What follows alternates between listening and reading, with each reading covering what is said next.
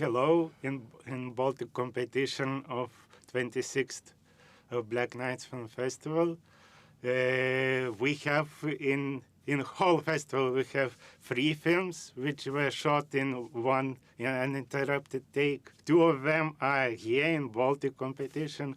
We talked already about Chilean film and Minsk, which was shot in Tallinn. And today we are talking about Taste of Water, Matīss Kaža, chameleon-like director who wants to try everything, every single genre probably. And when you decided that you want to shoot a film without any editing? So I've actually done 2 films like this. The first one was a very experimental film that we did during the first wave of COVID with just 3 actors. It's the English title for it is At the Movies, and it's a film where these 3 very famous Latvian actors, Andris Keiš, Jānis Skutelis, and Egons Dombrovskis, they tried to reimagine scenes from classic Soviet Latvian movies because they think that some of them are very, very silly, looking at them from a contemporary standpoint. So they take films that have very expressive theatrical acting and try to play them out as realistic dramas and vice versa. So that was the first one that we did, and it was quite popular in Latvia because it referenced these films that everyone was familiar with.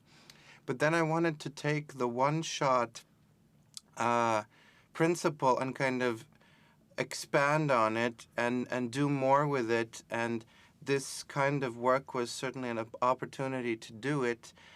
It is a micro-budget film, but it's also a film that blends theatricality with cinema, and it's all done in these obviously very fake sets. They're obviously very theatrical, intentionally so, in 2 sound stages. Well, one of them is a theater and the other one is a sound stage. And I like this kind of playful territory between theater and cinema, and one of the effects of the long take is this presence, like this theatrical uninterruptivity, or whatever you call it, you know, that you're there with the actors in the moment and there's no cutting, there's no walking back from the situation, so to say. But it's also quite ambitious and unpredictable. As you mentioned, there are 2 separate sets, and there is a wild, crazy ride in between of them. Yes.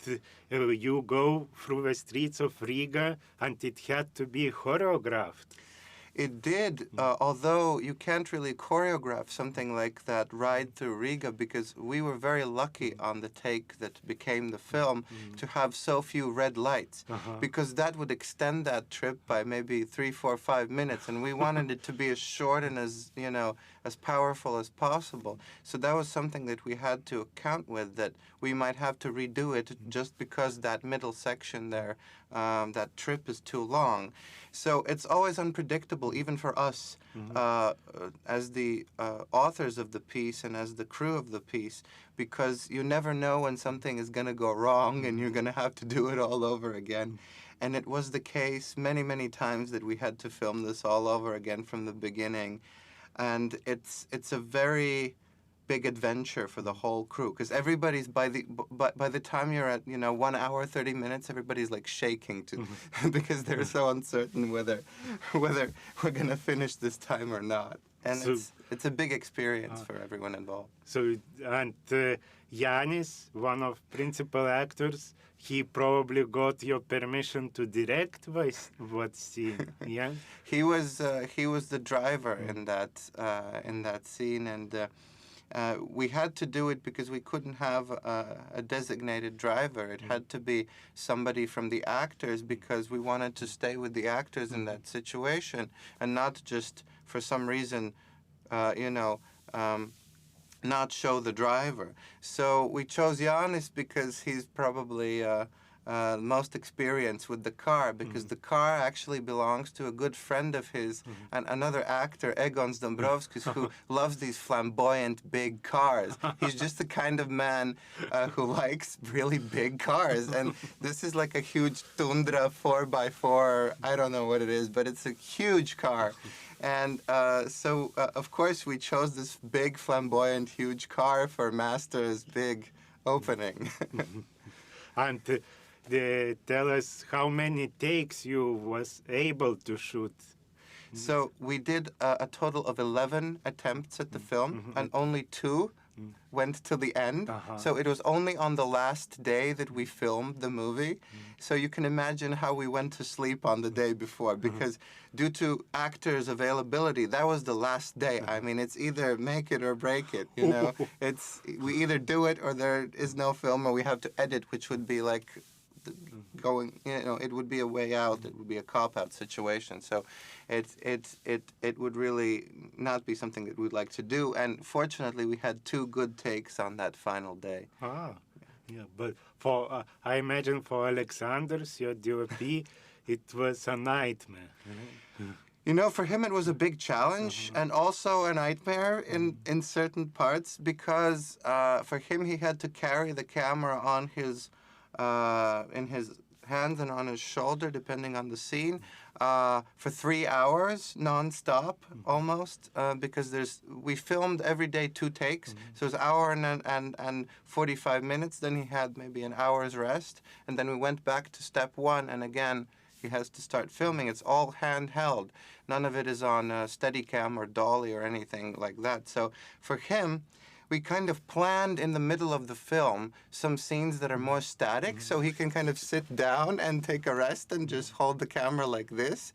But of course, it's very, very difficult to do that, because he has not only to do the physical work, he has to think about the choreography, like which actor do I need to follow now? Where do we have to go? So it's a very challenging work for him. Until, let's reveal to viewers, but you also change colors. Yes, and that happened. That's something that's very... I've never seen it in another film, so I think it's something that is quite unique, is that the actors interact with the camera, not only like as in, you know, this Brechtian, where you look in the camera and stare at the audience and talk to them sometimes, but also they interact with the camera technically. So what they do is they change the filters that are in front of the lens, and by doing so they kind of change the point of view in the film. So you kind of go into a world of another character as this filter is changed, and in post-production we also change the aspect ratio of the film and the kind of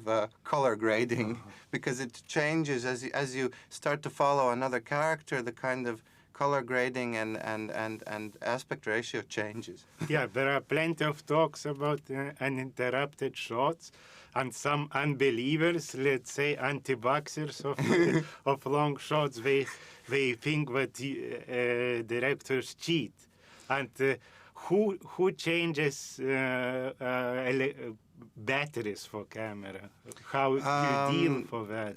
So there is an assistant who does that if it's necessary, but usually I think we had batteries that were charged enough for the whole hour and 45 minutes of shooting. It was cutting it close, but if it was necessary, there was always a spare battery that could be changed, and I think the system on the camera is such that you can take one battery out, but there's 2 slots, so it kind of, you can change them in a way, but that's a question for the DOP, really. Yeah. And did you had any counter to learn how many kilometers he walked? Or? No, but we had a different means of documenting it. We had a GoPro 360 camera on top of the actual camera. So if you want to watch the taste of water, except with everything that's going on around the scene, you can do it, because we have the whole film from that camera as well, where you can see how the cinematographer is working, where the sound guy is standing, how all the prop masters are working as the actors do their scenes. So we have this very interesting behind-the-scenes footage, because this work was a part of the cinematographer's master's thesis, so he included also this behind-the-scenes footage to show how technically he achieved the shot. So in that behind footage film. You can see everything. And you also. can see me as well in certain scenes, yes. And maybe to wrap our discussions, just briefly about content of the film, because it's quite provocative and it's kind of scandal. Based on real people or not? Well, not really. I mean, to a certain extent. So the film tells the story of this investigative journalist who tries to take down a cult led by this guru called the Master, who sells specially structured water that's supposed to basically clean your mind and make you more pure as a personality in this era of, so much information and useless information, maybe. So he's kind of that kind of esoteric guru, and she thinks it's all bullshit. But then her daughter joins that organization, and she has to protect her as well. So the film deals with this post-truth society where there's contradictory opinions, and there's this, of course, which is especially relevant nowadays, this following of leaders, leaders of opinion, influencers, or, in case of Russia, it's, completely zombified. So it's about brainwashing, in a sense, and I think that's something that's very important to talk about. Paldies, Matīss. Thank you for sharing international premiere of The Taste of Water in Baltic competition. I'm Edvinas, one of the programmers here, and I'm curating Baltic competition. Thank you.